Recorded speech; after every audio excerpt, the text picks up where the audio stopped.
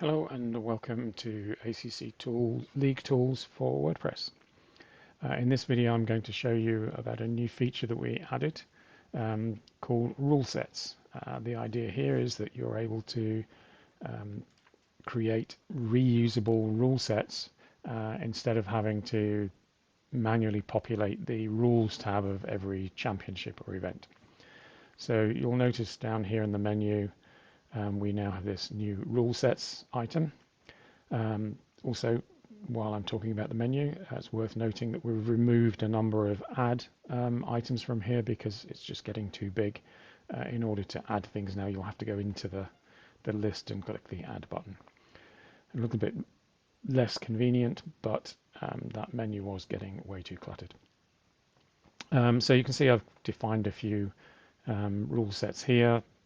I'll add a new one just to show you what's happening. You need a name, so we'll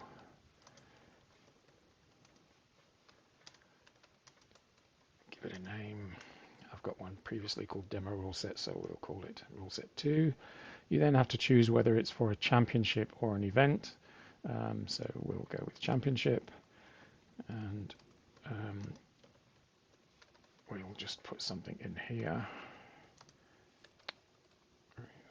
Ball.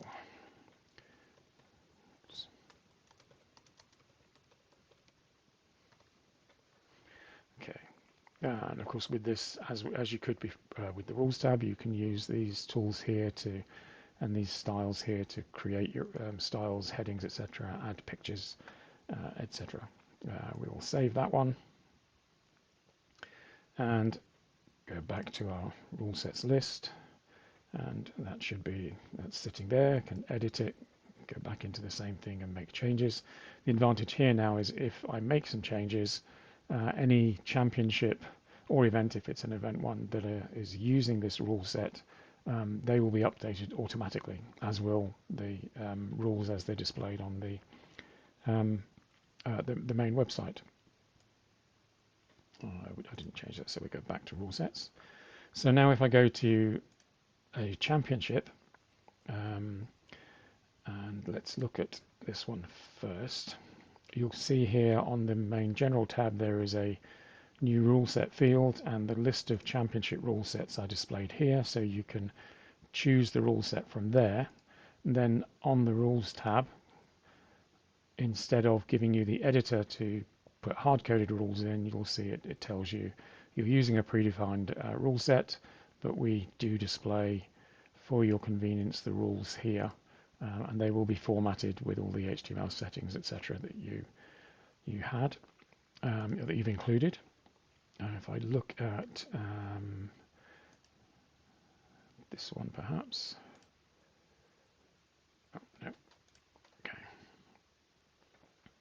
I might need to create a new championship for this, so let's do that.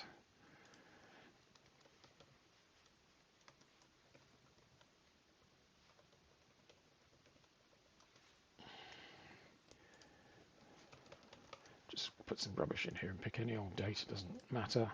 The main thing is here, I'm going to leave rule set as none and save that. This is the default that you'll find your existing rule sets are, championships and events are in. That list will be there on the general page, but it'll be set to none, and the rules tab will have the older or the original editor and possibly some text in here. I'm just going to put any rubbish in there for the rules that you've already added, formatted, etc. And if I save that one with some existing rules, what you'll find now on the rules tab is the ability to convert these to a rule set. So if you do have some championships or events that already have hard-coded rules, you can simply come into here, give them a name. Let's change that to championship rule set. Put a number on there just in case. Click the convert to rule set button, and now it's been converted to a rule set. That rule set will be selected on the page here, and it will also exist now in the list of rule sets back over here. There it is. And I can edit it here as much as I want to.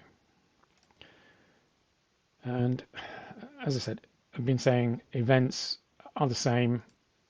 You have exactly the same thing on events.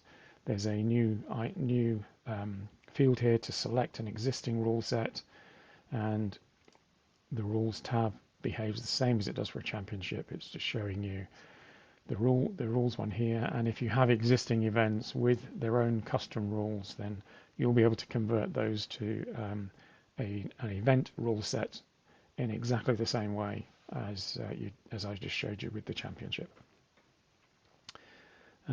So that's our reusable rule sets. Before I leave you, we're going to be, in future updates, we're going to be applying the same change to classes, sessions, and settings.